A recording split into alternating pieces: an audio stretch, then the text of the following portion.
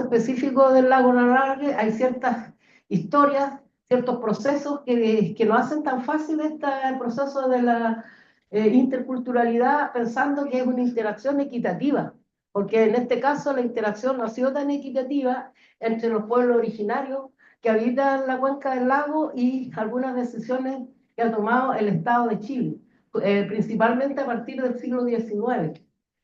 Esa es una primera condición. Entonces, todo lo que ocurre en la cuenca ahora, la expectativa de las personas y a veces su oposición también a participar en algunos de estos procesos, tiene que ver con esa condición histórica que ocurrió desde mediados del siglo XIX y que básicamente consistió en que el Estado decidió la ocupación, la colonización, la recuperación de la Araucanía, bueno, tenía distintos nombres en el hecho, de facto fue una ocupación militar.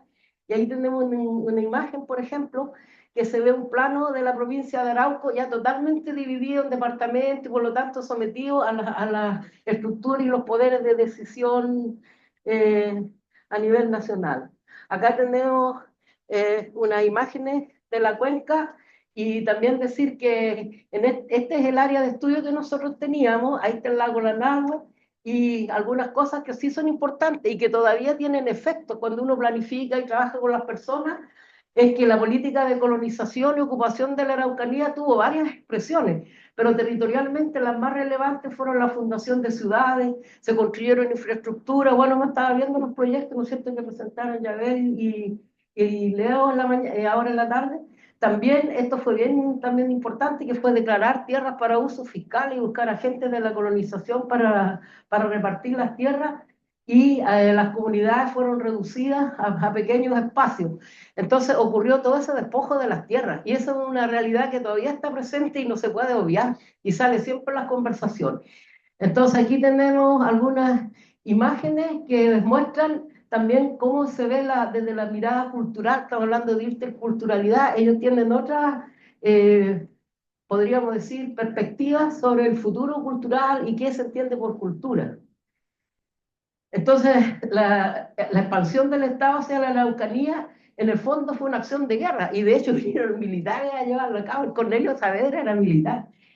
Y ese es un problema. Y cuando uno habla de gestión sustentable, significa abordar ciertas políticas que tienen una trayectoria histórica detrás. Entonces, en primer lugar, hay un conflicto porque las personas que viven ahí, ¿no es cierto?, de los pueblos originarios, tienen la convicción de que ellos fueron dominados a la fuerza, lo cual es verdad. Entonces, es una primera dificultad. Entonces, la interculturalidad empieza a mostrar esas co-debilidades. Lo otro, que también hay una necesidad de recomponer las relaciones entre los mismos habitantes de la cuenca, porque lo otro que ocurre es que con todo el proceso de colonización, aparte de despojar de las tierras a los pueblos originarios, se fueron entregando estas tierras a otras personas, a colonos, y de hecho en la cuenca del lago Nanagua está Contulmo, por ejemplo, que hay muchos colonos alemanes que vienen de esta ciudad y alrededores, y también hay suizos. Entonces hay que buscar también cómo solucionar esas relaciones culturales.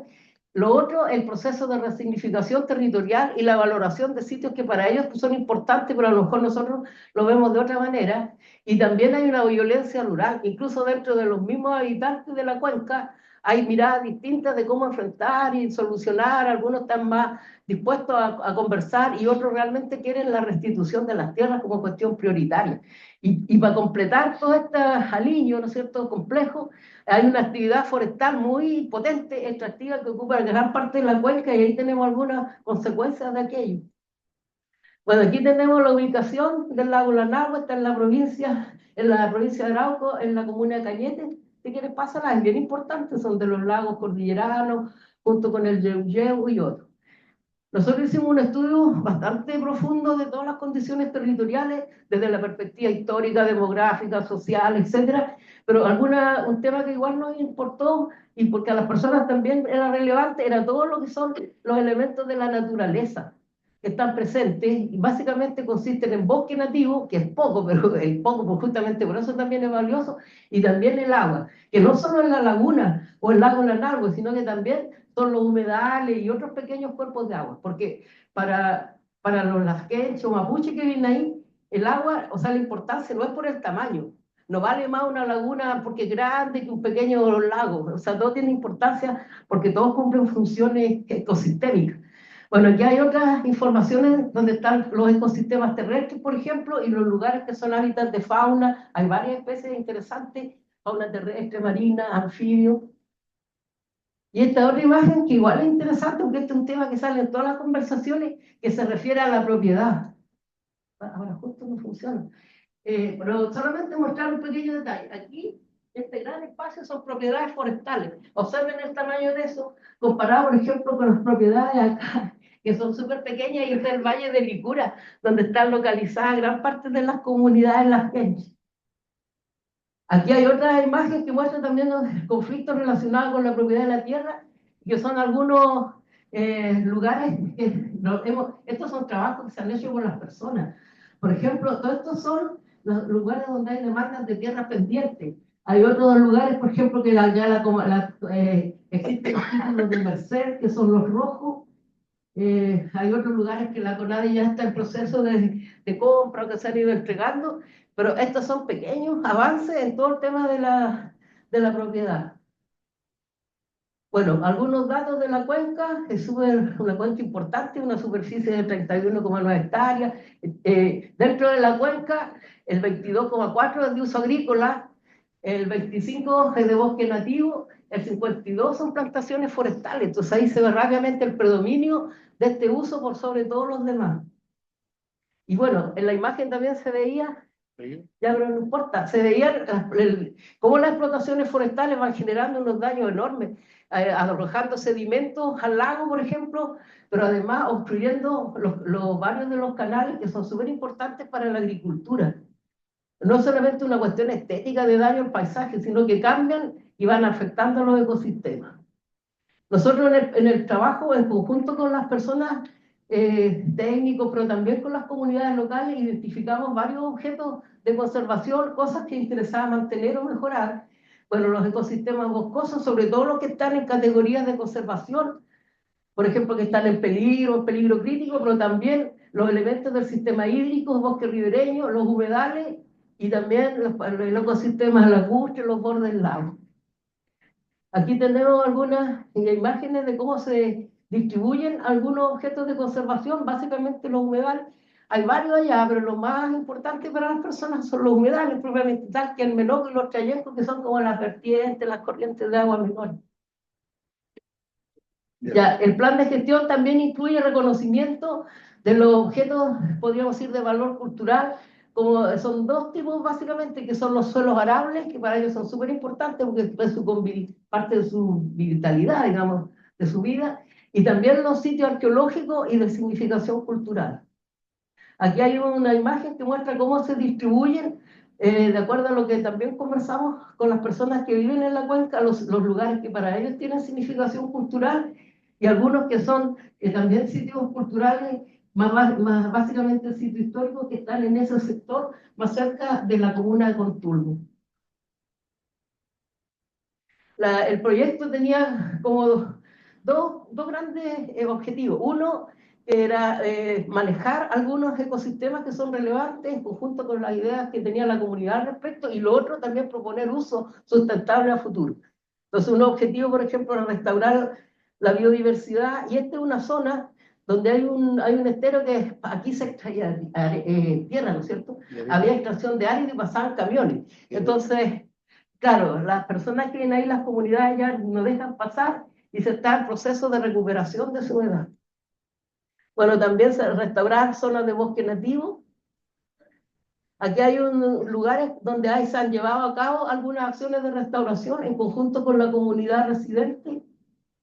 Y también son otras acciones que se han llevado a cabo desde que se hizo este programa de recuperación de los servicios ambientales de ecosistemas en la laguna Lanagua, el programa PRELA. Y aquí están algunas de las acciones que se llevan a cabo. Por ejemplo, se han extraído algunas algas que son dañinas para el lago, o se ha hecho algunos huertos familiares. Son acciones de distinto tipo, pero básicamente están en mejorar los ecosistemas que se identificaron. Bueno, el plan de gestión también tiene que proponer cosas a futuro, aparte de mejoramiento de las condiciones ambientales de los objetos de conservación, naturales o culturales. hemos estado hablando con las personas y una de las actividades que ellos le ven como una perspectiva más o menos positiva es el turismo, pero un turismo bien especializado, un turismo basado en turismo cultural, turismo de naturaleza. Entonces el uso turístico tiene potencial porque se basa en reconocer y cuidar los recursos naturales y culturales del área. Y algunas reflexiones finales que ustedes pueden ir leyendo ahí, pero mostrarles, por ejemplo, este es un lugar de Quillatún que tiene un bosque nativo súper lindo, pero la imagen detrás de eso, no la mostramos porque no les dé tanta pena, pero detrás de eso hay una tremenda plantación forestal. Entonces, los lugares de significación cultural mapuche pierden importancia incluso visual en comparación con el protagonismo que toman otras actividades. Y lo que a nosotros nos interesa también recalcar de esto es que las visiones de los mapuches que viven en esta zona, no hay una diferenciación entre naturaleza y cultura, sino que naturaleza y cultura son parte de una misma realidad. Y la naturaleza es valiosa no solamente porque proporciona medicina o tiene los clásicos servicios ecosistémicos de provisión, regulación, si eso ellos lo saben, sino que además tienen significados culturales profundamente importantes porque están anclados a valores espirituales. Entonces eso también nos interesa dejar presente que nosotros rendimos con ellos y también que toda la naturaleza vale, que no es un tema de tamaño, de escala. Cualquier ser vivo, un sapito, una flor, tiene la misma importancia que un gran árbol o que otro elemento. En síntesis, para ello quiero leer esto que es como el final. La cultura mapuche muestra que la vida natural y la vida de los seres humanos y comunidades integran una misma realidad que es compleja y es inseparable. No la podemos ver por partes. Y esta como visión explica por qué los sitios de significación cultural siempre están relacionados con elementos y estructuras naturales. Trabajar nosotros en este proyecto en realidad, más que hacer un ejercicio de planificación, que igual lo hicimos, o tener un avance científico, fue en realidad aprender de primera mano, digamos, y convencernos profundamente de que estas ideas son potentes y hay que cuidarlas. Muchas gracias. ¿Quieres? Ah, no, porque ahora que tú no vas a hablar. Estaba pensando que quería poner ahora. Muchas gracias. En la ronda de preguntas le vamos a hacer unas preguntas porque no quiso exponer mucho ahí el compañero.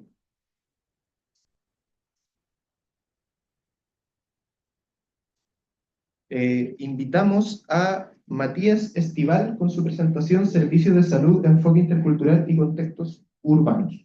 ¿Puedo poner su presentación?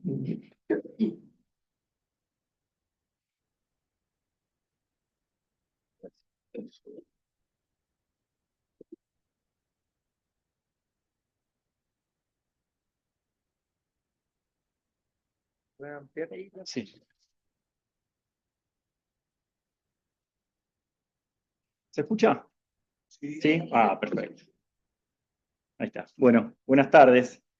Nuevamente agradecer la posibilidad de poder estar participando. La verdad que es un gustazo estar acá, estar aprendiendo con ustedes. Sabemos que los pueblos originarios en América Latina presentan los niveles más extremos y generalizados de pobreza y las peores consecuencias y condiciones en términos de salud, de enfermedad, de atención.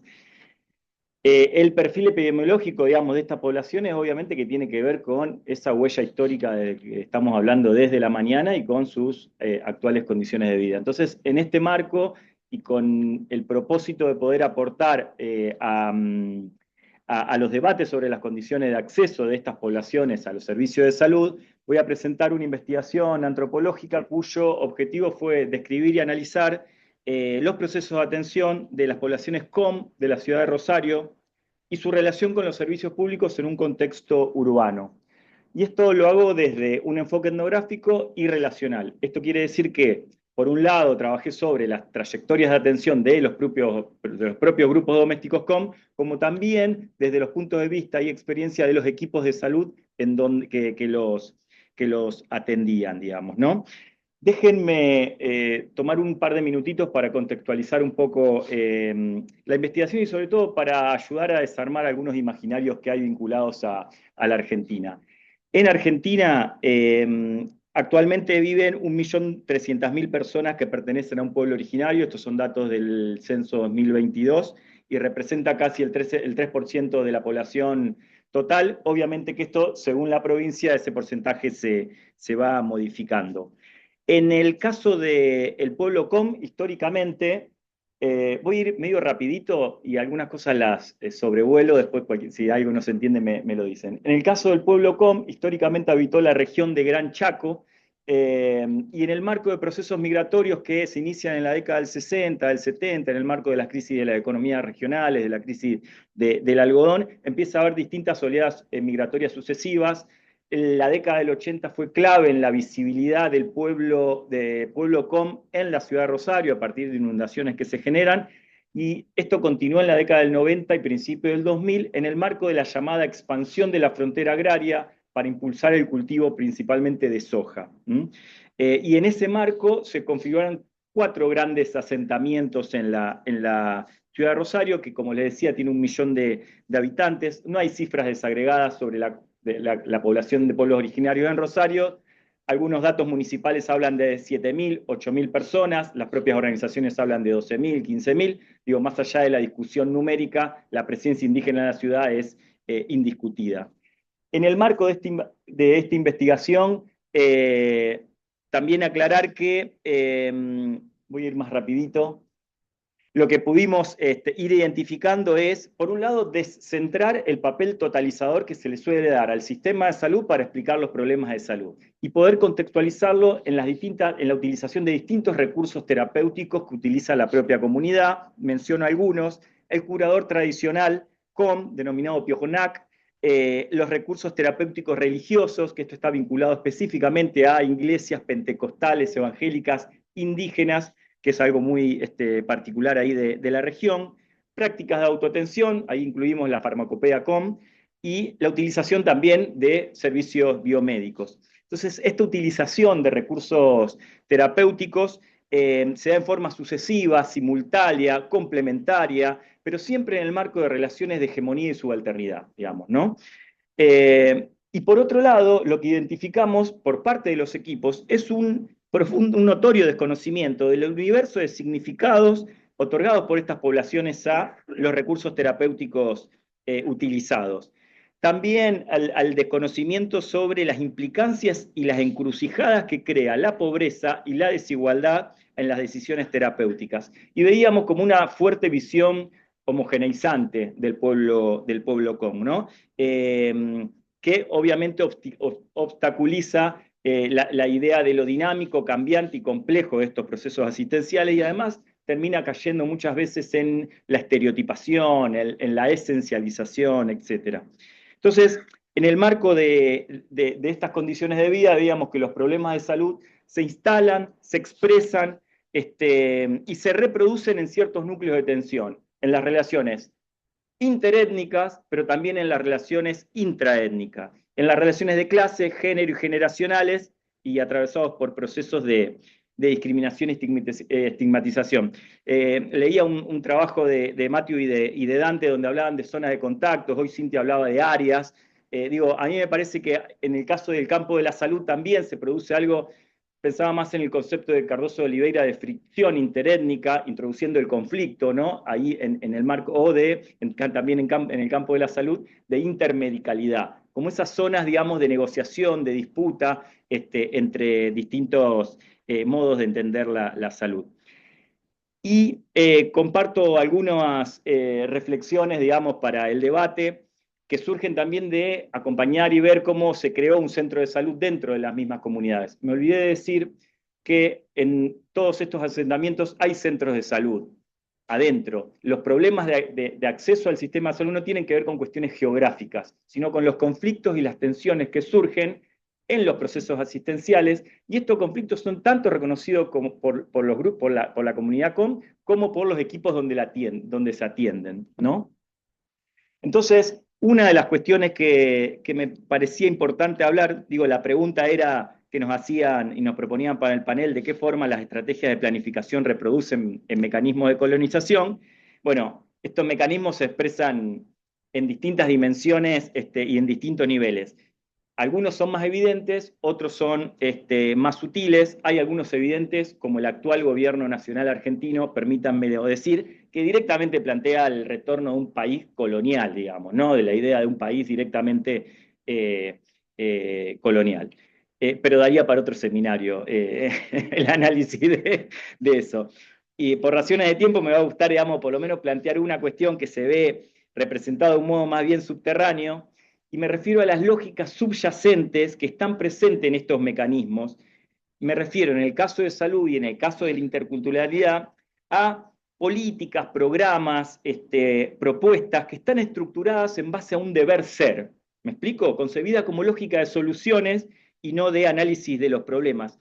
Acá se repiten como los errores de lo que fue la planificación normativa de los años 60, ¿no? La lógica de soluciones sin preguntarse por cómo se configuran en ese territorio los problemas. Entonces, las grandes soluciones logran una clausura simbólica que impide problematizar esa situación específica. Me refiero a respuestas estandarizadas en el campo de la salud vinculadas a la interculturalidad. Entonces, se configuran así políticas sin sujetos que están basadas en racionalidades extrañas al mismo territorio. No sé si me explico, pero es como la noción de políticas genéricas para indígenas genéricos, ¿se entiende? Entonces ahí aparecen toda una serie de recetas o de enlatados, sobre todo de organismos internacionales que vienen a plantear esa cuestión.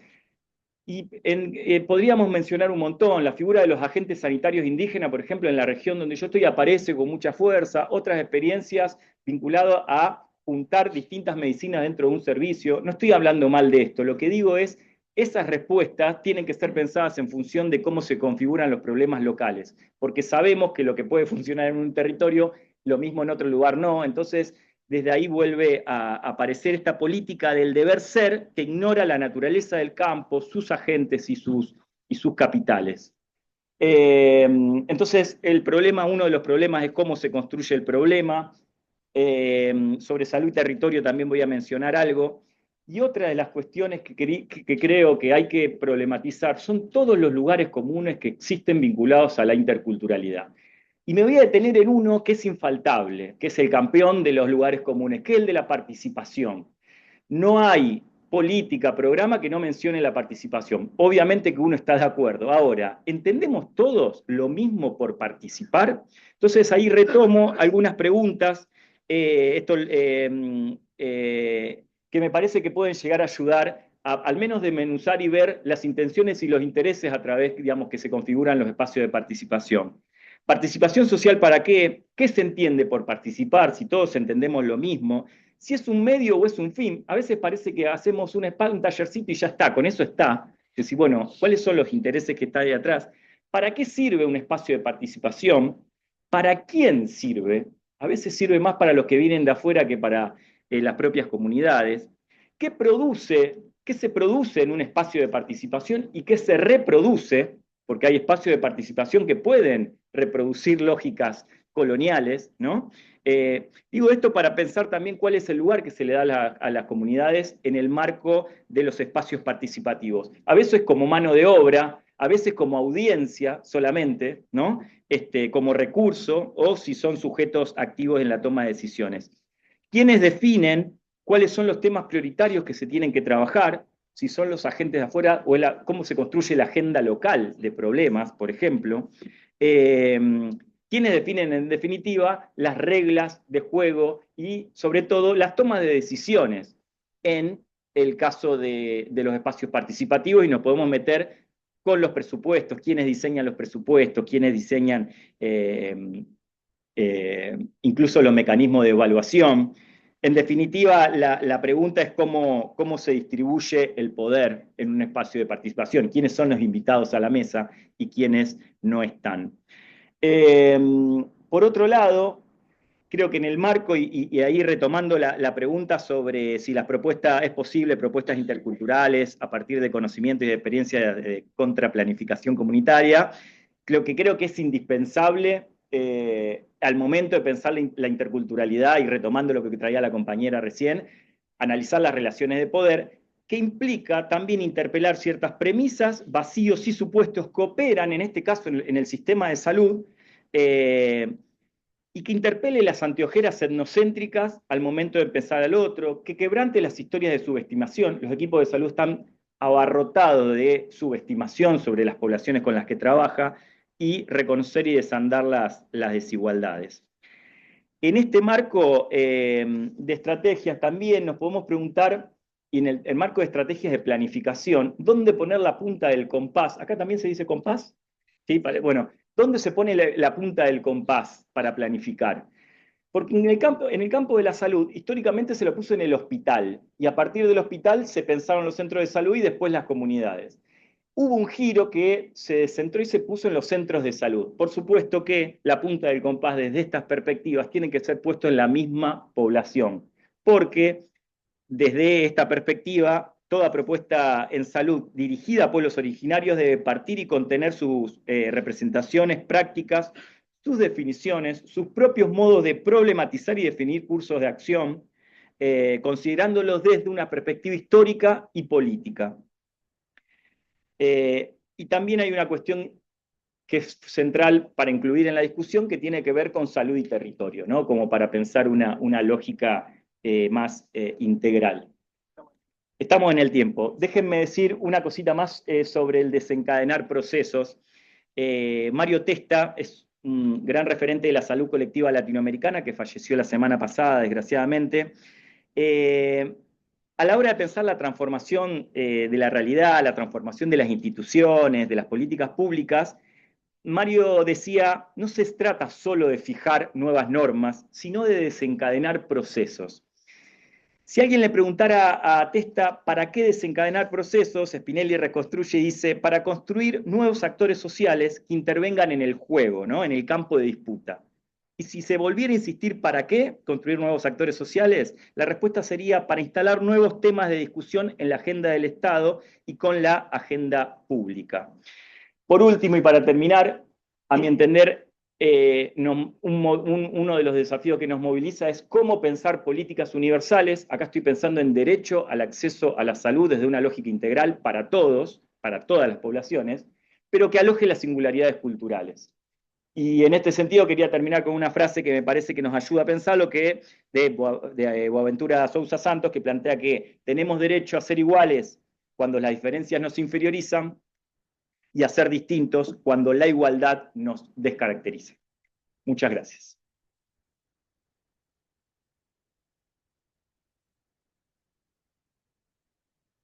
Muchas gracias.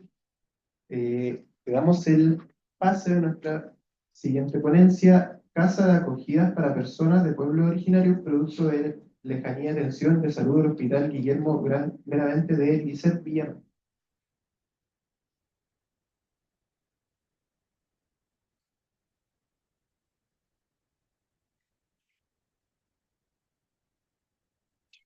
Mari Pulaniel, Mari Compuché, Incheta Lisset Villamar Matamala Piñel, Inche referente del Programa Especial de Salud Pueblos Indígenas del Servicio de Salud Concepción, y también referente de la Mesa de Salud Intercultural del Servicio de Salud Concepción.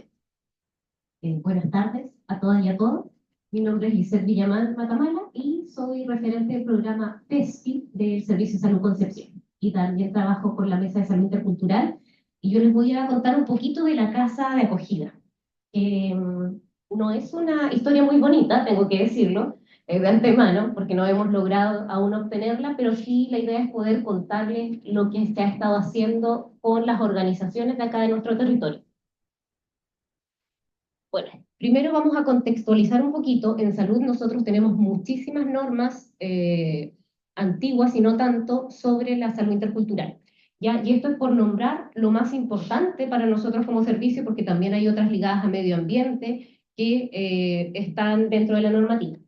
Primero, el Programa Especial de Salud Pueblos Indígenas parte como un programa piloto en la región de la Araucanía el año 92, y se llamaba Programa Mapu. ¿Ya? Esto fue una iniciativa de las propias comunidades indígenas del territorio, como casi todo lo que ha nacido en salud intercultural en nuestro país. ¿Ya? No hay muchas cosas que hayamos inventado nosotros desde salud o que hayamos creado nosotros desde salud. La mayoría de las cosas son iniciativas de las propias organizaciones y comunidades de los territorios. El año 99, desde la OMS y de la OPS, se solicita ya empezar a generar políticas, planes, estrategias, ¿cierto?, con alguna pertinencia cultural. Y ahí se crea, en mayor o menor medida, el Programa Especial de Salud y Pueblos Indígenas, ya que se formaliza después el año 2000 a través de resolución exenta. En 2004, ya cuando se separa el Servicio de Salud, el Servicio Nacional de Salud, y aparece la Seremi y los servicios, se empieza ya a detallar en todos sus lineamientos que se debe prestar atención con pertinencia cultural en los territorios de alta concentración indígena. El problema es que nunca se definió qué era alta concentración indígena hasta diciembre, o sea, hasta que se aprobó el decreto 21 en diciembre del 2023. ¿Ya? Antes nunca existió una definición de alta población indígena. ¿Y qué es lo que teníamos en el imaginario? Que la alta población indígena estaba, no sé, en nuestra región, en Arauco, ¿cierto?, en Alto Biobío, pero que no existían personas pertenecientes a pueblo originario en la urbe. Gran error.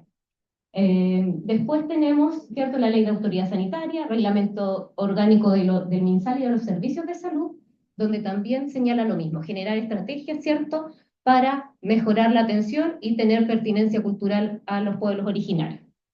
En 2006 está la segunda política de salud y pueblos indígenas. ¿Por qué es la segunda? Porque la primera la hicieron en el MinSal, en 4 paredes, sin la participación de los pueblos originarios, ni de los facilitadores interculturales, ni de los sabios mapuches, etc. Por lo tanto, no fue validada y hubo que repetir el proceso con los agentes más importantes, que en este caso eran los pueblos originarios reconocidos hasta ese momento.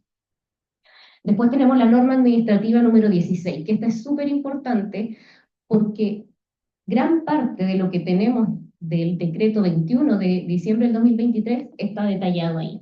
Ahí nos dicen a los servicios de salud cómo trabajar la interculturalidad. Ahí nos dicen la importancia de los centros educacionales y formadores de tener la pertinencia cultural en sus carreras en pregrado, ¿ya? En medicina, en obstetricia, en enfermería, etc. Pero lamentablemente hasta ese momento todo quedaba a voluntad de los directores de establecimiento. Hasta esa fecha, todos los servicios de salud no contaban con el programa. El programa recién llegó a estar en todos los servicios de salud en el año 2018. Entonces, es un largo trecho. Después tenemos la declaración de la ONU, ¿cierto? En 2008 se ratifica el convenio 169 de la OIT, que es la norma madre de los derechos de los pueblos originarios, ¿cierto? Y que por ser un convenio de derechos humanos tiene rango constitucional, por lo tanto tiene mayor importancia que todas las leyes de nuestro territorio. Después tenemos la Estrategia Nacional de Salud de nuestro país, donde en la década 2021-2030 incluye un eje de equidad. Y uno de los objetivos estratégicos es mejorar la equidad en salud. Y ahí incluye también el trabajo con los pueblos originarios. Después tenemos la Ley de Deberes y Derechos del Paciente en el año 2012, y ahí aparece el famoso artículo número 7, donde todos los prestadores institucionales públicos están obligados a prestar atención con pertinencia cultural si un usuario lo requiere, y nos exige 4 mínimos. Tener facilitadores interculturales, tener señalética en el idioma español y del pueblo originario al territorio que corresponda, tener asistencia espiritual y religiosa si el usuario lo requiere, y también reconocer, fortalecer y proteger los sistemas de sanación y los agentes médicos tradicionales de los pueblos. Esos son los 4 mínimos que nos piden.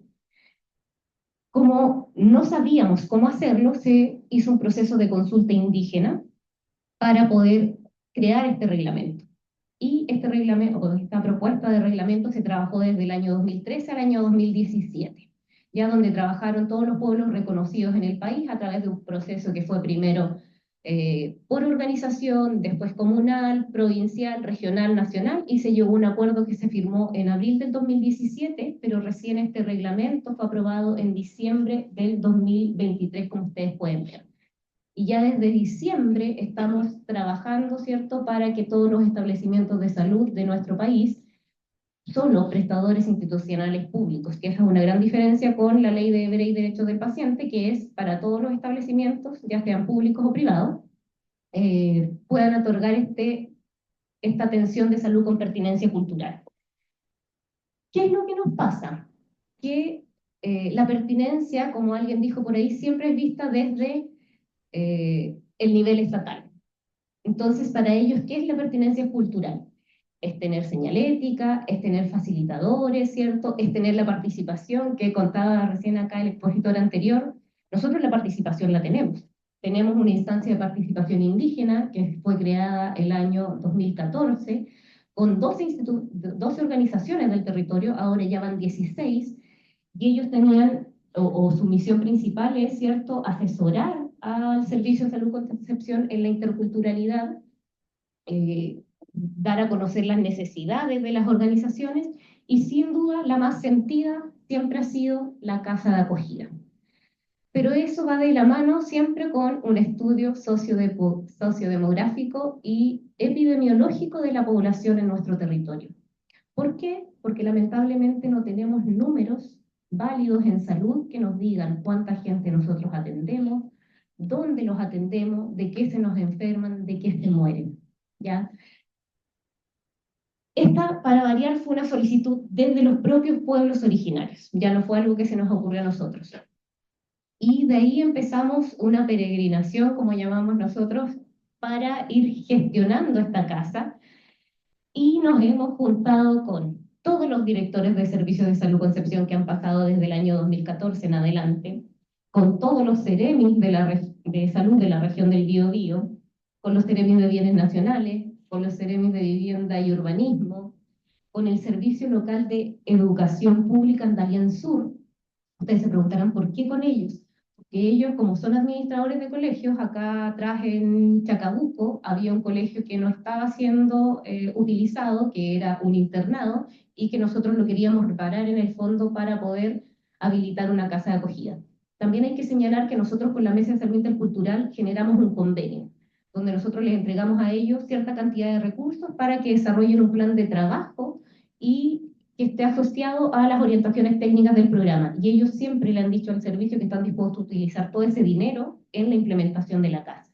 Pero nunca sí hemos tenido los resultados que hemos pedido.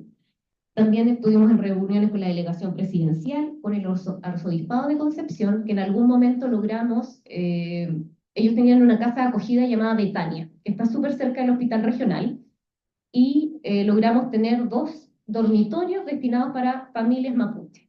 Pero resulta que llegó la pandemia y eso se transformó en camas para hospitalización y para aislamiento, y ahí perdimos el espacio.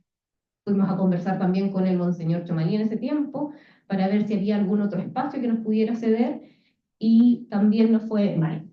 O sea, nos hemos reunido con mucha gente en este sentido.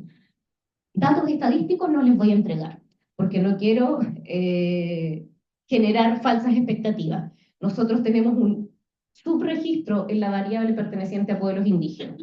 Como yo les decía, con la información actual que nosotros tenemos, no podemos generar un perfil epidemiológico, ni decir, no sé, en el Hospital Guillermo Gran Benavente nosotros atendemos 5.000 personas pertenecientes al pueblo mapuche en el mes, por decir algo.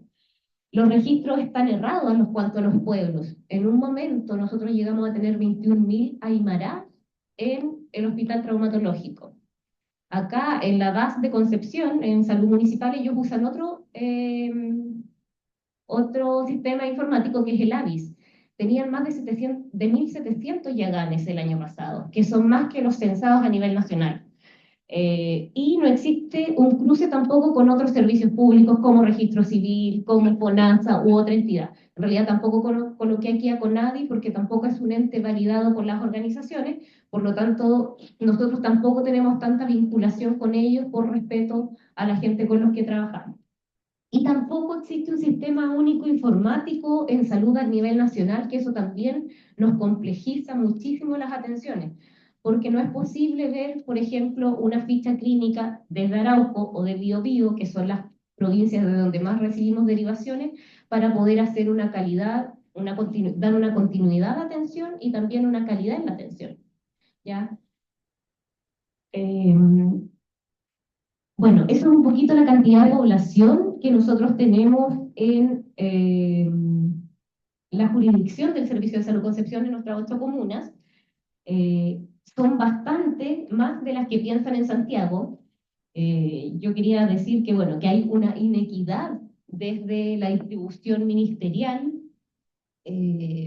porque siempre le dan más a los que ya tienen más. O sea, ahora se hizo una distribución de cargos para facilitadores interculturales con este nuevo decreto 21. Y resulta que los servicios que más tocaron facilitadores interculturales fue Araucanía, donde partió el programa y tienen casi todos los establecimientos, Arauco, Servicios Salud Bio Bio y los servicios metropolitanos. Y los que teníamos menos, seguimos teniendo menos facilitadores. Lo otro, hay un modelo médico arquitectónico supuestamente en el Ministerio de Salud, pero lamentablemente no considera el ámbito intercultural. Y lo otro que pasa, que todo modelo médico arquitectónico, toda construcción de CEFAM, de hospital, etcétera, pasa también por el visto bueno de MIDESO. Y MIDESO ha sido una institución que lamentablemente nos ha trabado muchas situaciones. En algún momento se presentó o se tuvo la intención de presentar un proyecto al BORE, pero MIDESO no dio la aprobación en el fondo para que hubiesen salas interculturales, para que hubiese una oficina para facilitador intercultural, porque ellos no veían la necesidad de que existiera. Entonces, también hay que pensar que hay como una contraposición de las leyes. Por una parte, nos exigen avanzar en salud intercultural, pero por otra, se nos cierran las puertas también de lo que necesitamos ir haciendo en los establecimientos de salud. Estoy en el tiempo, así que cualquier otra cosita en el conversatorio. Muchas gracias.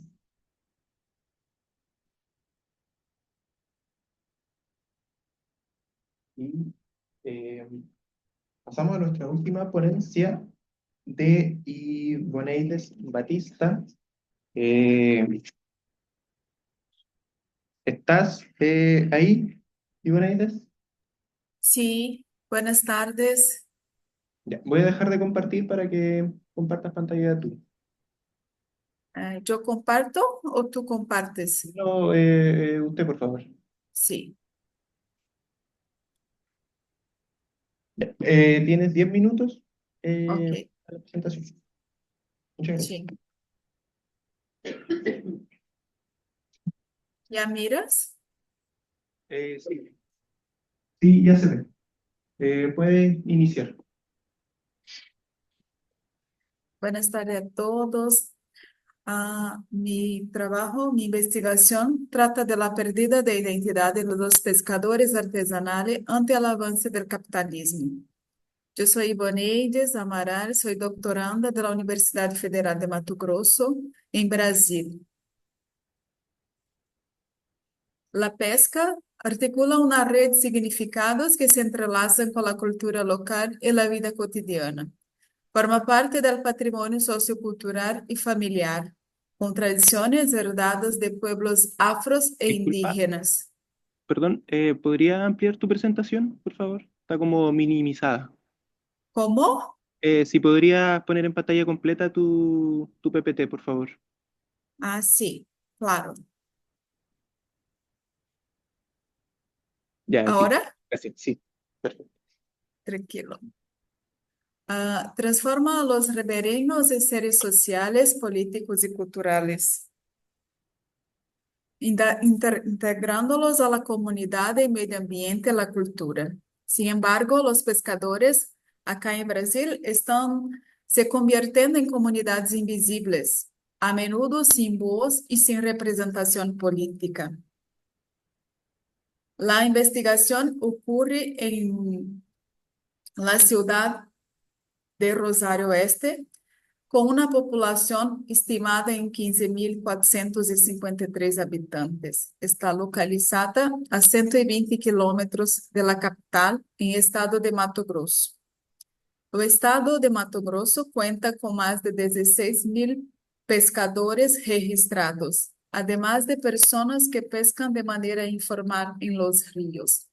Entonces, la pesca acá es muy importante, compone la vida cotidiana de muchas personas, muchas familias.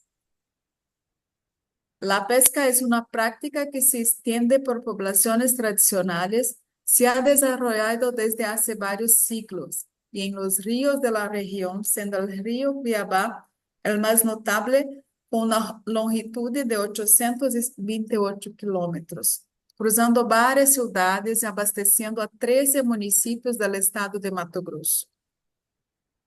Acá Los pescadores apuntan algunas de las cuestiones que afectan la vida de ellos, que han modificado su cotidiano, su rutina de trabajo y de subsistencia tradicional, cultural y social. Ellos tratan sobre la contaminación de los ríos, la limitación del acceso de los ríos debido a la concentración de propiedades privadas, la instalación de la central eléctrica del Manso, que ocurrió acá en 2000, en año de 2000, lo que generó la expulsión de 24.000 personas de la región.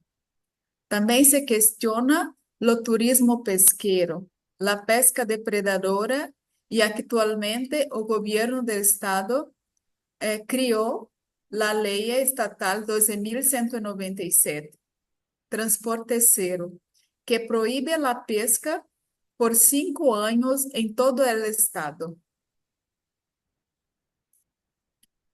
Acá tenemos algunos datos sobre la pesca.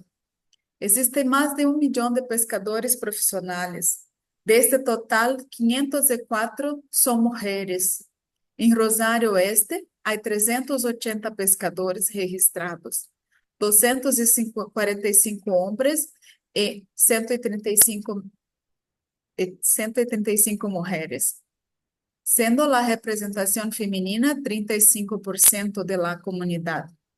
Entonces, también una de las cuestiones que se busca investigar es la presencia de las mujeres en la pesca, que ellas están presentes y no siempre son lembradas por las investigaciones. Entonces, las mujeres y los hombres se dedican a la pesca, haciendo con que sea una práctica familiar y colectiva. En la década de 90, el río Cuiabá comenzó a ser considerado viable para la construcción de represa. Durante este periodo se llevó a cabo el proceso para la implementación de la central hidroeléctrica del Manso, que duró 10 años debido a los encargos sobre las acciones que provocaría sobre el medio ambiente.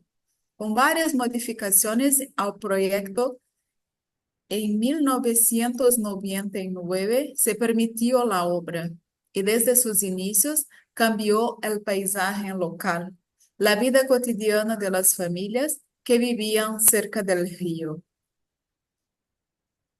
Entonces, en el año de 2000, a usina provocó un cambio en el recorrido del río.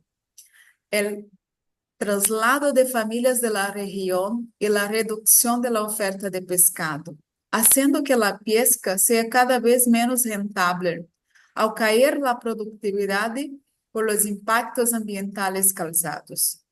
Luego de la inundación que dejó 24.000 personas sin hogar y solo 880 familias fueron indemnizadas. La Federación de Colonias de Pescadores del Estado de Mato Grosso solicita ante los tribunales de la Administración de la Hidroeléctrica haga cargo de los daños materiales y morales sufridos por alrededor de 2.200 pescadores de la región.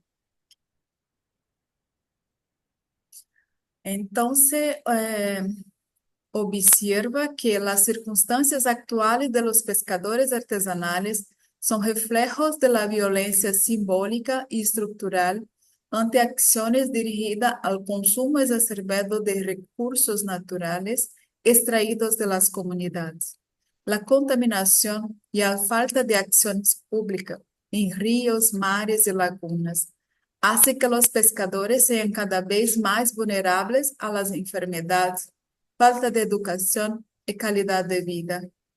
Son infravalorados en sus prácticas de subsistencia familiar. Son marginados y devaluados frente a los patrones de explotación y consumo de la globalización, avanzando sobre comunidades pequeñas.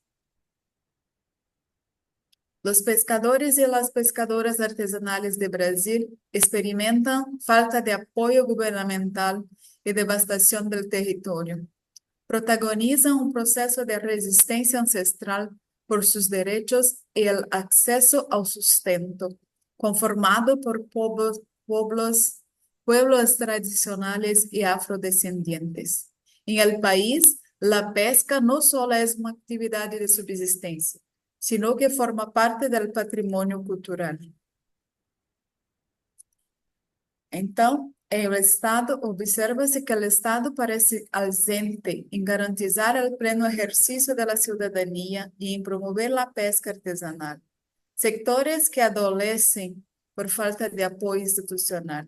Este debate se intensifica em el contexto latino-americano, marcado por la preocupação por las dinámicas del colonialismo, que continúan explotando e marginando a comunidades mais pequenas. Foi observado a explotação do rio Cuiabá, las lagunas e mares, acción que afecta a todos los que estamos interconectados en diferentes realidades e entornos. Es necesario generar conciencia y apoyo gubernamental para el momento actual. Maturana afirma que es necesario discutir los desafíos para la salud de las personas, solo los animales y la integridad de los ecosistemas. Entre los desafíos apunta las condiciones sociales de millones de familias, señalando que los cambios serán posibles cuando se reduzca la pobreza a nivel mundial. Acá tengo algunas referencias. Muchas gracias a todos.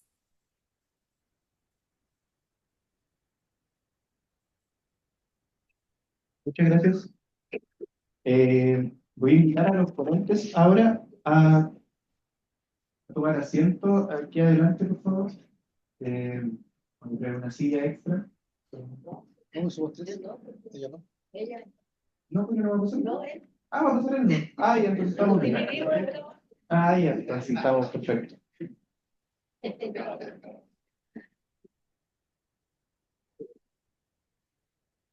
¿Salió la presentación?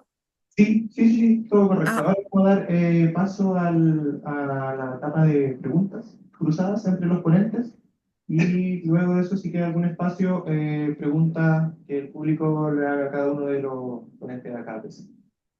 Así que no sé si alguno quiere comenzar, que haya ya fraguado su pregunta.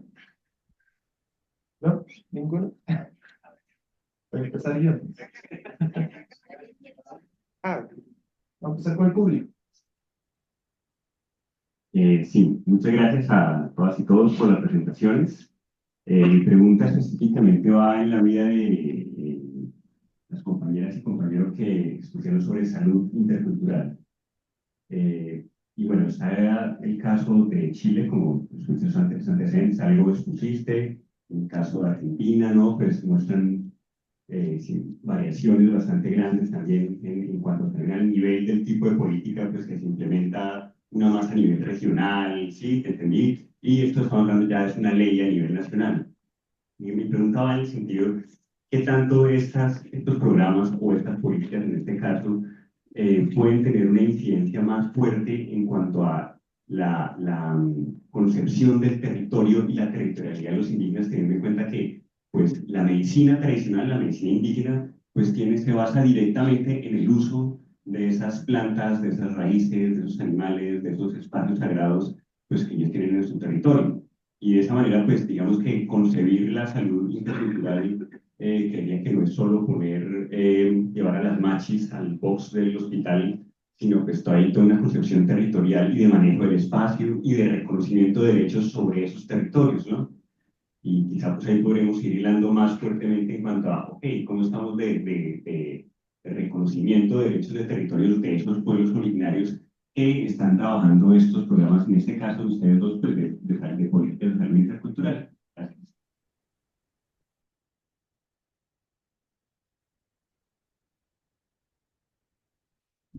Gracias por la pregunta, es bien interesante. Al menos desde mi perspectiva, digamos, trabajé 10 años dentro del lado del mostrador, porque también se entendía cuando decías, ¿no? Esa cuestión de los avances y los... Pero yo creo que estos procesos de transformación no se dan desde adentro mismo del Estado, desde las mismas normas del Estado. En el tema, digamos, de pueblos originarios o cualquier otra temática, por eso yo me posiciono desde la salud colectiva. Creo que la salud pública no va a poder dar respuesta a problemas de salud que tienen que ver con el territorio, que tienen que ver con lo habitacional, que tienen que ver con un montón de otras cuestiones donde un servicio de salud tiene una práctica acotada para dar cuenta de eso.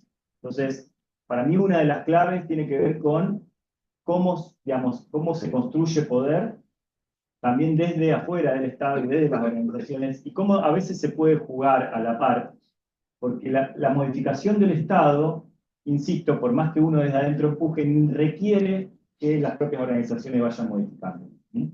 Pasa que hay mucha gente dentro del Estado que ve que cuando las organizaciones reclaman, lo ven como un ataque a uno. Al contrario, digamos, si son las organizaciones, a veces se te abren algunas puertas al interior del ministerio, porque hay sectores vinculados a la medicina hegemónica, a la biomedicina, son fuertes de desarmar.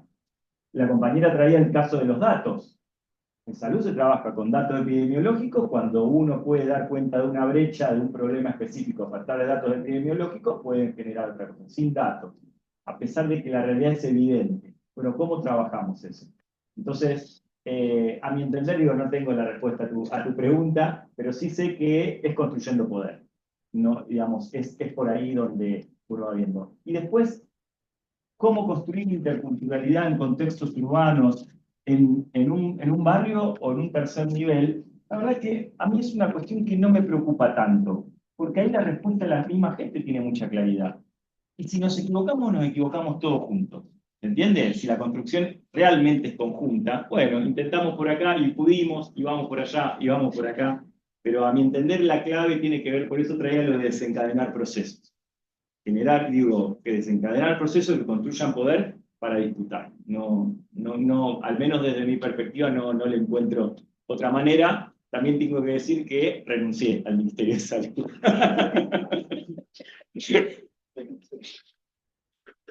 Bueno, con respecto al territorio y a la protección del territorio, lamentablemente nosotros en nuestra jurisdicción no tenemos agentes médicos tradicionales mapuche, ¿ya? Nosotros derivamos a la gente que requiere salud a dos machis con los que trabajamos en forma permanente en ese año, la machi Herminda Nahuelpi, llevamos a los usuarios a la comuna de Los Ángeles, trabajamos con ella en que ella pueda también ir a retirar su nahuel, pero también el nahuel es escaso últimamente, entonces ella va ciertas épocas del año, no sé, Alto Biobío, a veces va a Cañete, a veces va a los sectores de la región de la Araucanía a recolectar la nahuel, lo seca y lo mantiene, ¿cierto?, para hacer sus preparaciones. Eso por una parte. Territorios protegidos de los pueblos originarios también tenemos pocos acá, donde pueda haber, para salud me refiero. Tenemos el Parque Nacional Longuel, que ya está protegido, tenemos el Cerro Chepe, que está ahí como en disputa, pero no hay mayor cantidad de espacios que podamos nosotros resguardar y donde podamos sacar salud. Y como decía acá el colega, ¿cierto? Los procesos también han sido desde los propios pueblos originarios. Nosotros estamos encargándonos de trabajar como desde la puerta hacia adentro, de que nuestros funcionarios logren incorporar la interculturalidad en las atenciones de salud, que en sus anamnesis incorporen la cultura del usuario. Porque sabemos que existe una diferencia entre cómo entienden ellos la salud y la enfermedad. Entonces estamos preocupados de que en los establecimientos exista un referente del programa, que exista un equipo intercultural que esté capacitado, pero todo lo que sea trabajo con agentes médicos tradicionales, nosotros lo vemos en conjunto con las organizaciones. Ahí yo no hago nada sola, sino que todo lo hacemos de la mano con las organizaciones, y vamos potenciando y fortaleciendo el rol de nuestros sanadores, pero con la asesoría y la ayuda siempre de la Mesa de Salud Intercultural. ¿Alguna otra pregunta? ¿Gente del público? Por ahí.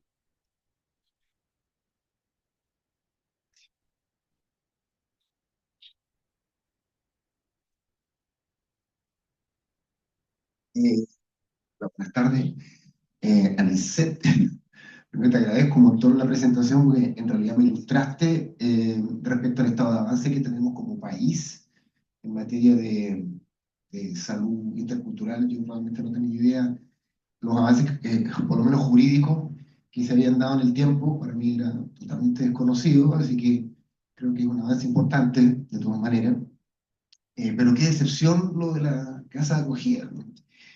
Qué excepción. Entonces, yo soy funcionario público también, así que te entiendo plenamente, desde el Ministerio de Medio Ambiente. De repente nos hemos encontrado con estos círculos viciosos, ¿verdad?, que son difíciles de romper. Entonces, mira, más bien la inquietud, me imagino que la tienen, de cómo romper este círculo de los datos, esta jodedera de la medición cuantitativa, específica, como si todo tuviera que medirse matemáticamente, ¿verdad? Para poder justificar inversión o gasto público. Entonces, ¿tienen alguna estrategia no sé, hay algunos avances, me imagino yo, en el tema de unificar estos sistemas de información para la colecta de datos? ¿O tienen o estamos en punto muerto, ya dice?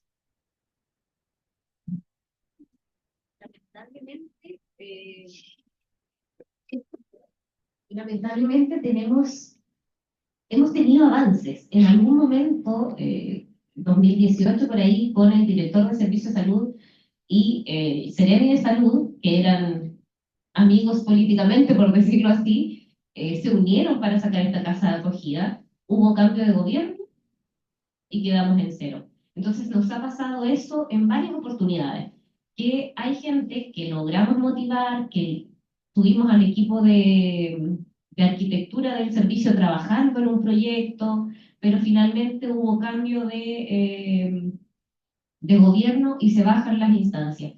Entonces es como que, claro, logramos avanzar, después retrocedemos 3 pasos y así estamos. Sí tenemos ahora más avances en lo de los datos. Tenemos más facilitadoras interculturales que se han contratado lamentablemente con platas del programa, pero que están y que han tratado de limpiar este registro. Los mismos equipos interculturales que tenemos en los establecimientos también están con estrategias para actualizar la información y ya tenemos mucha más limpia nuestra base de datos.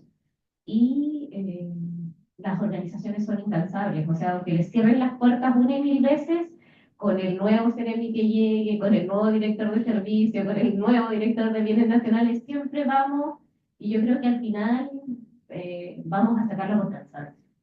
De hecho, ahora nuevamente con los cambios en el ministerio, yo estoy insistiendo en que es necesaria esta casa de acogida, porque algo que no alcancé a decir en la presentación o que se me fue, es que, claro, las personas que vienen de Arauco, Biobío, no vienen solas, vienen con familias. Cuando vienen a una atención, aunque sea ambulatoria, también vienen una o dos personas más que quieren entrar al box. Entonces, cuando se queda alguien hospitalizado, tienen que tratar de que los atiendan en la mañana para volverse en el bus de las 2 de la tarde, o si no, se tienen que quedar acá. O sea, es súper fácil que venga gente del ministerio una noche a mirar cuánta gente hay en la sala de espera durmiendo porque no tiene dónde quedarse.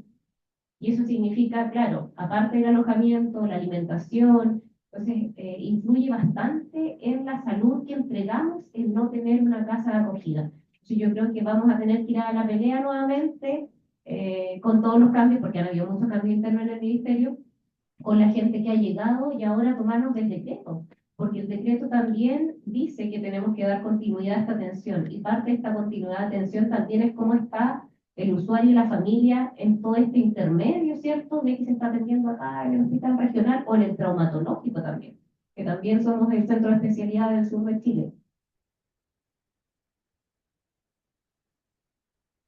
Muchas gracias. Ahí, otra pregunta. Voy con todo el aparataje.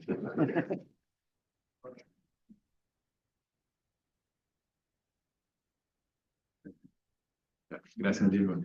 Quiero hacer una pregunta a Ivoneidis y una a Gerardo y María Dolores. Ivoneidis quería entender un poco más, mencionó, quizás hablo un poco más lento, mencionó en la presentación que dentro de, de esos pescadores hay población originaria, población ancestral y se me fue la palabra, pero bueno, lo pensemos como población indígena, por decirlo. Ah, y afrodescendiente, gracias.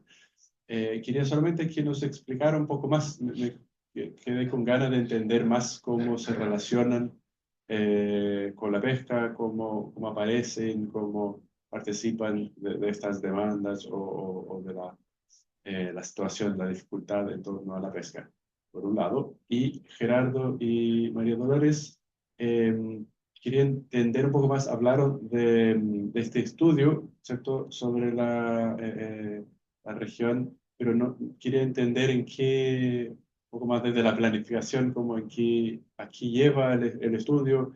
Yo sé que presentaron más como las reflexiones en torno al estudio, pero quería entender esos estudios se bajan en una política, algún elemento de gestión. Quería entender un poco cómo funciona y que, porque también que se me ocurrió la pregunta un poco escuchando esta discusión de los datos. Muchos datos, yo veo muchos datos, pero quería ver esos datos que nos hacen, que nos dicen, que aquí llevan, en definitiva. Sí, pero voy a admitir a la...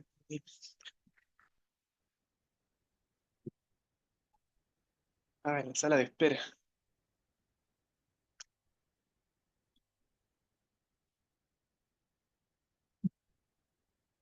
No sé si escuchaste la pregunta, si se escuchó la consulta, Iboneides. Sí, escuchei. Ah, ya, perfecto. Acá está ouvindo. Apagué el micrófono mío por si acaso, para que no tenga retorno. Entonces, acá em Brasil somos colonizados, não? Então, pelos portugueses, e sempre temos esta conexão entre os indígenas, os afrodescendentes, somos afrodescendentes, a maioria da população. Então, esta população também se encontra los indígenas y los negros mucho marginalizados y esta marginalización hizo con que ellos se dedicasen a la pesca. Uma grande parte de ellos vivem de modo excluído de la sociedad. Então, creio que com a pesca usa-se um mecanismo de subsistência, de sobrevivência e de resistência diante desta realidade. Agora temos uma proibição de 5 anos de la pesca em estado de Mato Grosso. Certamente todo isto afeta ainda mais esta população afrodescendente, os indígenas e quilombolas, que usam os peces, né, os pescados para sua alimentação, para como moneda de troca, como moneda de sociável, né, de actuação. Então, com a proibição, o governo diminui ainda mais o acesso desta população a outros recursos, a outros espaços, a existência e a sobrevivência. Então, creio que temos acá em Mato Grosso, no Brasil, uma luta muito grande, muito forte contra esta planificação que o governo, pues, quando se proíbe a pesca de las comunidades tradicionais, a pergunta é: o que esta população vai fazer? Como vai sobreviver? O governo prometeu um salário, um sordo de um salário. É muito pouco diante do que eles podem produzir com a pesca. É isto. Muchas gracias. Hola, buenas tardes a todos, a todas. Primero, darle gracias por la invitación. Nos dimos las gracias por la Luli cuando comenzamos a hablar con ella. Y respecto a la pregunta, el trabajo de la NANWEY se dio en el contexto de un programa del Estado, un programa público del Ministerio de Medio Ambiente el programa de recuperación de los lagos araucanos, de los servicios ecosistémicos de los lagos araucanos, el lago Lanalhue y el lago Yauyeu. Pero ¿cuál es el origen de este programa?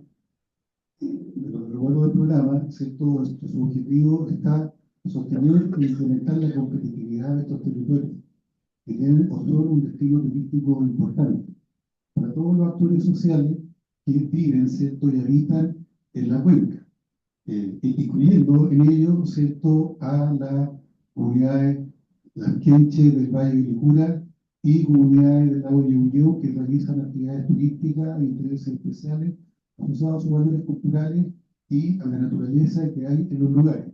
Entonces, el objetivo es un objetivo desde esa perspectiva territorial económico, pero es una política de Estado.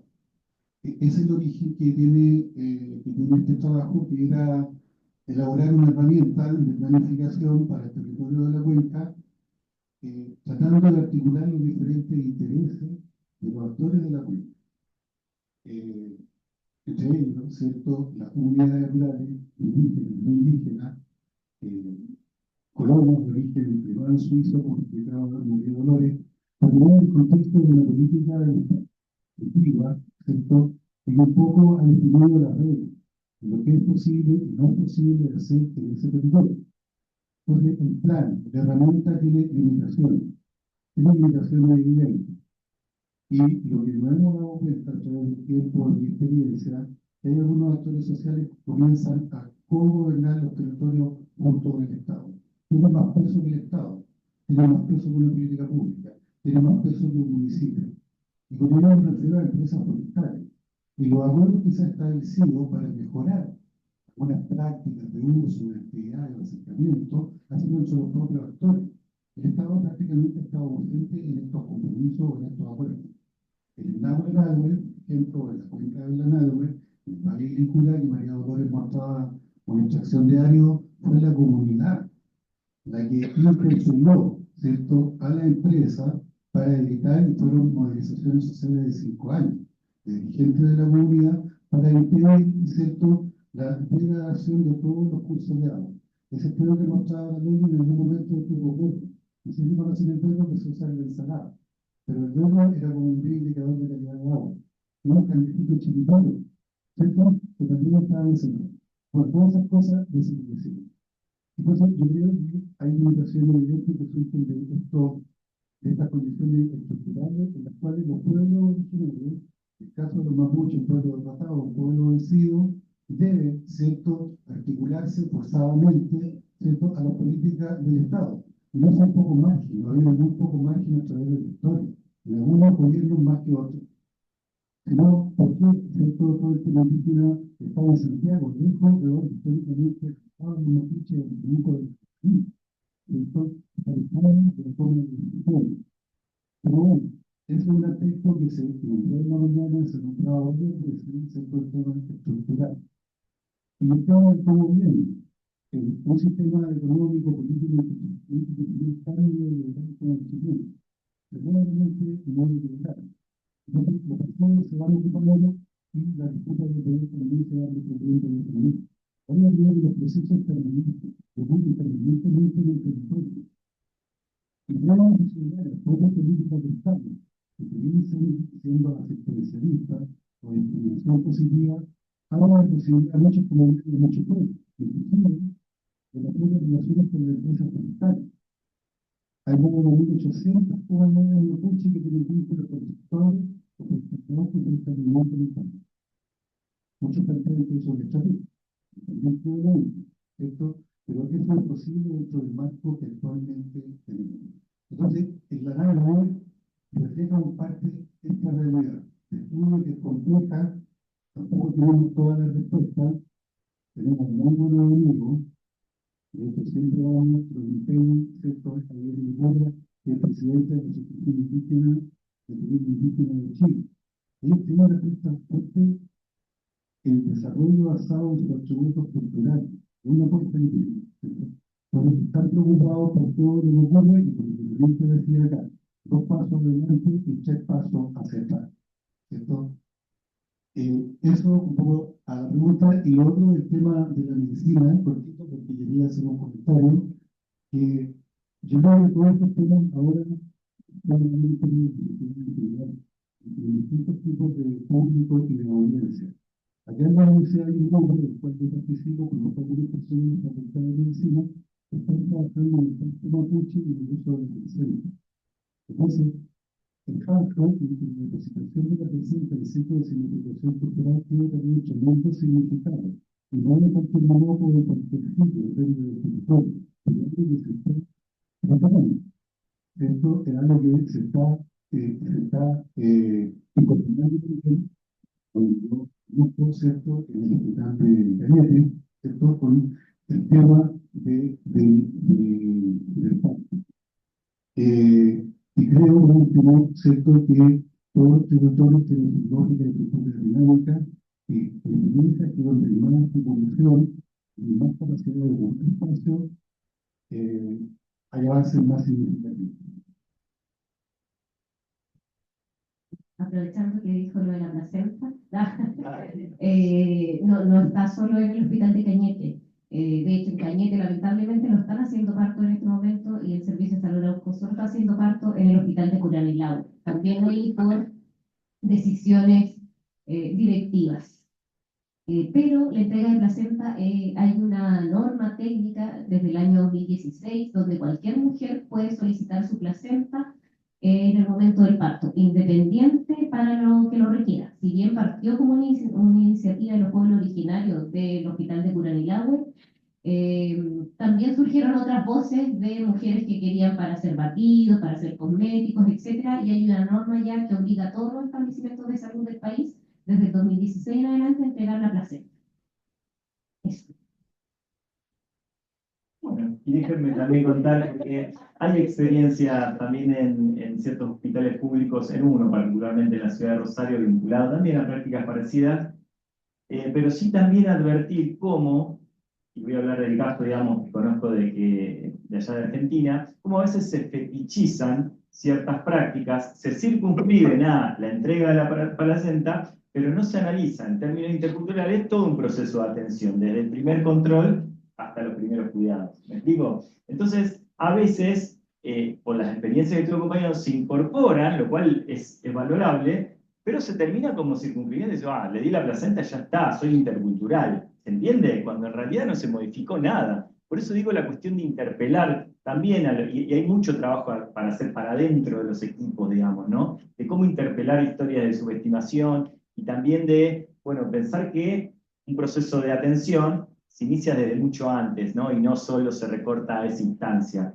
Lo digo porque no desconozco cómo lo trabajan acá, pero lo que vemos allá también a veces se ha incorporado un banquito, digo, porque imaginarán que hasta la posición del parir está toda acomodada para la comodidad del obstetra, ¿no? Digo, está diseñado de ese modo, entonces bueno, hay toda una lucha, hay un banquito que se incorporó, que también las mujeres pueden elegirlo, pero la interculturalidad se circunscribe a ese momento específico del parto. Después, arrojadas las mujeres a la misma dinámica de violencia obstétrica que viven el resto de las mujeres. No sé si me explico. La última pregunta, ya estamos en el tiempo. La premia. Bueno, desapareció la Lamian y Bolne. Sí, no solicitó entrar de nuevo, así que creo que no. Ah, No ya. sé qué pasó. ¿Puede ir a ver? Tenía una preguntita de ella, pero igual. Sí, por favor. Mari Compuche. Inche María Inés Solbolongo Campiñetati. Chihuayante Guardiameo, Asociación Reyes de Ufu. Más que una pregunta, acá que hicieron el estudio en la NALWE, más que una pregunta es decirle que somos un pueblo vivo, más vivo que nunca. Estamos en todas partes, no solo en Santiago, no solo en Temuco, en Concepción habemos el 85% más o menos de la población mapuche acá. Tenemos un trabajo vivo con la naturaleza, con nuestro ser espiritual, todos los días. Y en esta universidad hay un manual que se creó para todas las personas que hicieran una investigación con respecto a pueblos originarios. No sé si lo han visto, hay una base que tiene como unas directrices de las cuales nosotros estuvimos hablando, nos costó, pero hicimos un manual acá dentro de la universidad, precisamente para que cuando se hicieran estas investigaciones, se hicieran con todo el respeto y se hicieran con la gente de los pueblos. No solo con la institucionalidad, yo puedo entender la universidad, el Ministerio de Medio Ambiente, yo puedo entender todo eso, pero lo que no hay que perder nunca es el respeto a los pueblos. Si bien es cierto, fue a conversar con don Manuel Maribur por allá, que bien lo conocemos, entonces tenemos que tener cuidado, porque dentro de todos sabemos nuestras diferencias en otros lados. Entonces era mi reflexión, porque igual me asustó cuando utilizó algunas palabras que no se deberían utilizar. Somos un pueblo vivo, estamos aquí, presentes, todos los días, para que lo tengan en consideración. Y leer un poco el manual que se logró hacer en esta universidad también habla muy bien de cada académico que quiere trabajar con pueblos. Eso, have to know. Sí, Marimari Compuché, Pinche Cristiano Tinao Piñén. Soy presidente de la Asociación Indígena de Huelugú, de San Pedro de la Paz y representante del pueblo originario en la sociedad civil. También participo en la Mesa Intercultural de Servicio de Salud desde su inicio y me he sentido realmente ofendido con usted. Estoy realmente ofendido porque usted dijo que los mapuches eran un pueblo derrotado. Nosotros no somos un pueblo derrotado. Y eso me ofendió. Yo necesito que usted se retracte de esa palabra. Nosotros somos un pueblo vivo, un pueblo de lucha. Estamos dando la lucha todos los días. Recién venimos llegando con la Damián de Salto del Lájar, programando, ¿cierto?, una reunión para la próxima semana para juntarnos con los 11 pueblos originarios de aquí de la nación en una consulta nacional. Estamos vivos más que nunca, y esa palabra me ofende. Menos derrotado. Nunca el pueblo mapuche ha sido el único pueblo que no ha sido derrotado y está reconocido a nivel internacional. Así que eso, me siento realmente ofendido. Eso, creo que...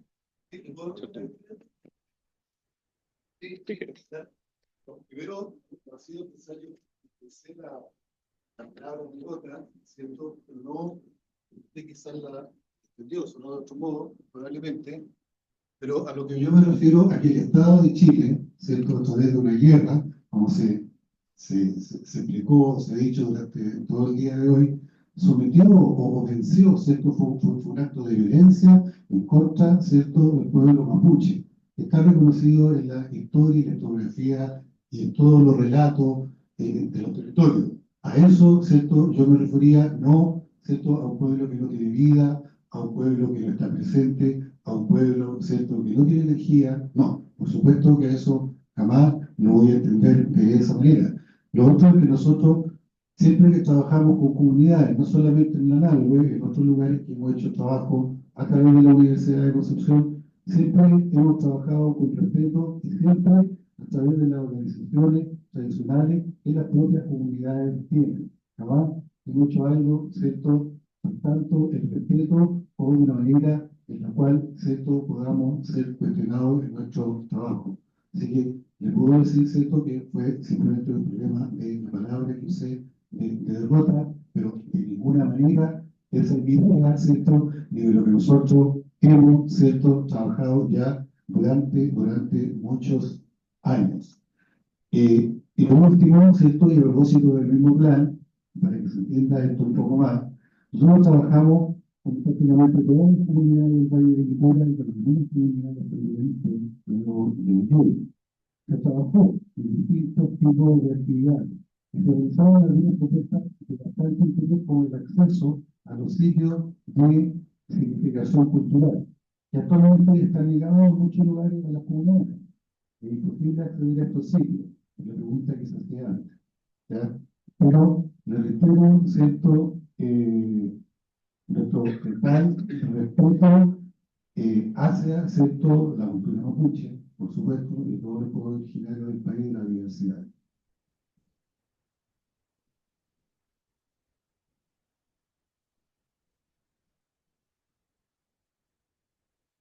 Mario Compuche, Enchique Interpiñén, Asociación Reyes de Fu, con respecto a su torpeza nuevamente del manejo del lenguaje. Cuando usted toma la referencia frente a la base de quién escribió la historia, malamente usted repite nuevamente cae en otras facetas una falacia, porque nuevamente está repitiendo su falta grave a no tener conciencia de modificar ese modismo que lastimosamente la gente que debería tener conocimiento lo vive repitiendo, y ahí es donde surgen este ninguneo, este parafraseo tan fácil para denigrar, porque nosotros somos seres vivientes todavía y no hemos escrito esa historia. Cuando usted dice, claro, pero ¿quién le escribió esa historia? Solamente eso decir, porque nuevamente, como digo, está mal interpretando una instancia. Yo solamente estoy reconociendo eso. No estoy abocado a discusión, solamente darle énfasis en eso. Que no modifique esa opción porque vuelva a soslayar esa instancia. La está volviendo a sostener. Eso es lo que. Ojo con eso. Solamente es eso. Tengan cuidado. Porque aquí nosotros no vamos a olvidar esto.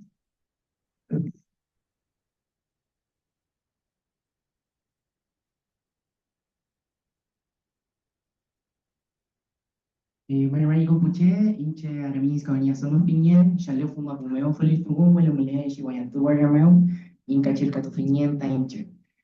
Bueno, lo estaba escuchando usted respecto a sus declaraciones ahora, por lo menos analizándolo.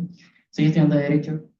Estamos con un grupo dirigidos al derecho de los pueblos originarios, al derecho internacional de los pueblos originarios. Y siento que usted no pidió disculpas y dio una aclaración que encuentro que no es correcta. Además, por la postura, entiendo su estudio y todo, pero es como una postura paternalista, como siempre ha existido por parte del Winca, de querer darnos soluciones. Yo entiendo que usted pueda dar sugerencias, yo entiendo que hizo un estudio y todo, pero ¿qué profesional de pueblos originarios hay ahí? ¿Qué profesional de las comunidades de la Nalue o de Arauco está como haciendo el estudio con ustedes? También, es un pueblo que resiste. Yo por lo menos siento eso. Si bien hubo una guerra de ocupación contra el pueblo mapuche, pero hoy en día existen leyes que, bueno, no son la gran cosa, la ley indígena, la aprobación del Convenio 169 y la OIT, pero eso significa de que aún seguimos buscando otras formas de resistir. Uno no puede, ni siquiera, aun cuando usted da la explicación de que ocupó el concepto hablando de cuando llegó el chileno, la guerra de ocupación, ya después de 1891, todo lo que ocurrió. Sabemos que están los datos de la historiografía, pero no ese es el sentido de hoy en día cómo el pueblo se levanta, cómo se autorreconoce desde su historia. ¿Ya? Así que encuentro que es atávico lo que usted está diciendo. De verdad, está fuera de lugar, está fuera de contexto, porque hoy en día la lucha es distinta. Y molesta porque tan Popeye y Pulamia que estamos en la lucha hoy en día y buscando que personas como ustedes cambien ese tipo de conceptos. Porque no corresponde. De verdad, sigo insistiendo y sigo sintiendo que es la misma posición de, ay, miren, el indio que no entiende y le tenemos que venir a dar todas las soluciones porque no tienen la capacidad de comprender hoy en día el conocimiento extranjero, el conocimiento occidental. Eso ha cambiado. Hay profesionales hoy en día de que estamos en búsqueda de este conocimiento, en búsqueda de conseguir un marco de protección mayor con lo que hay, porque es poco lo que hay, pero hay algo. Entonces, lo mismo. Quizá es un comentario, una sugerencia para que cuide sus palabras, porque aquí siento que estamos siendo bastante tranquilos, pero quizá en otra posición con Pupeño y Pulami no hubiera sido esta la forma en que se lo hubiera dicho esta reflexión. Sí, eso. Vemos.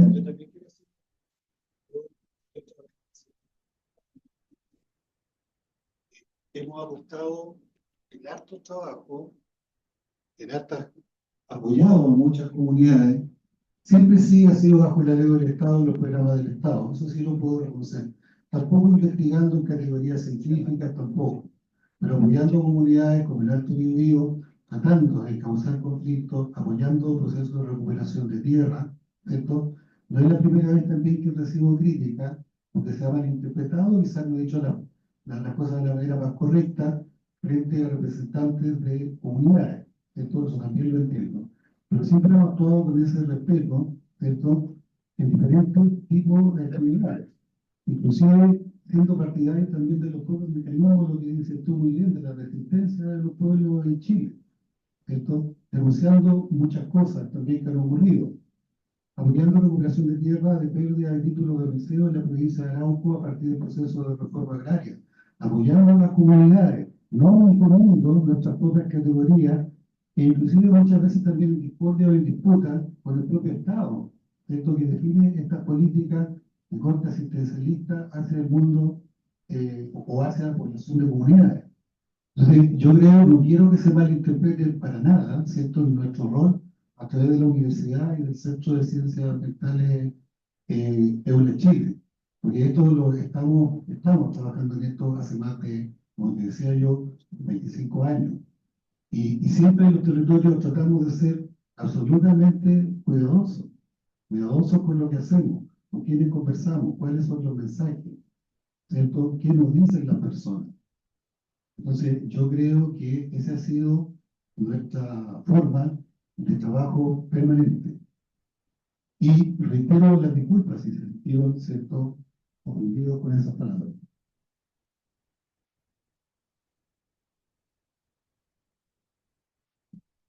Me gustaría ya ir cerrando la mesa de discusión. Es importante tener en cuenta que hoy día, ahora más que nunca quedó claro que el lenguaje construye realidades, construye imaginarios. Hay que tener, muchas veces uno se cría bajo ciertas lógicas, lo que le enseñan en el colegio, lo que sabe de los libros de historia, es un poco difícil salirse de la hegemonía de todo lo que nos bombardearon, de un discurso hegemónico desde la infancia más temprana. Pero es importante ir deconstruyendo esos discursos, ir integrando nuevas mecánicas, ciertos respetos, ir cambiando algunas palabras, retroceder en esas lógicas tan arraigadas en este país, sobre todo yo como habitante de Cañete, crecí bombardeado por esa idea colonizadora, pero nunca es tarde para hacer esas reflexiones, nunca es tarde para pedir disculpas por palabras desafortunadas, y de parte del grupo de estudiantes culturales queremos pedir disculpas si alguien se siente ofendido, y me gustaría cerrar con alguna reflexión ya más centrada en la mesa respecto al tema de la salud. Que la salud, como bien observaron en nuestras presentaciones, la salud es un tema transversal. O sea, la salud va más allá del cuerpo, va más allá de los ecosistemas también se enferman. Un caso muy interesante es, por ejemplo, el mismo del lago Lanalhue. El lago Lanalhue, yo considero que es un lago que está enfermo. ¿Enfermo por qué? Porque es uno de los territorios más tempranamente colonizados, donde más fuerte entró el Winca, donde más fuerte entraron las forestales, donde no se respeta ni siquiera, por ejemplo, se permite que pasen botes a motor, que ensucian con residuos, y eso no existe, por ejemplo, en el lago Ñuble, que es un lago resguardado, un lago que tiene unos guardianes, yo considero que son unos guardianes ancestrales que lo mantienen prístino. O sea, tenemos dos lagos a menos de 40 kilómetros, uno rodeado por las lógicas neocoloniales y otro resguardado por saberes ancestrales que está impecable. Entonces, otra reflexión que tengo también es que si se enferma el Menoco, si se enferma el territorio, ¿de dónde saca medicina? ¿De dónde saca la Huel Lamache? todo está interconectado de cierta manera, el territorio se enferma, si el territorio se enferma, nosotros no nos podemos sanar, si es que nos enfermamos a futuro por los mismos daños ambientales que nosotros mismos ocasionamos. Muchas gracias.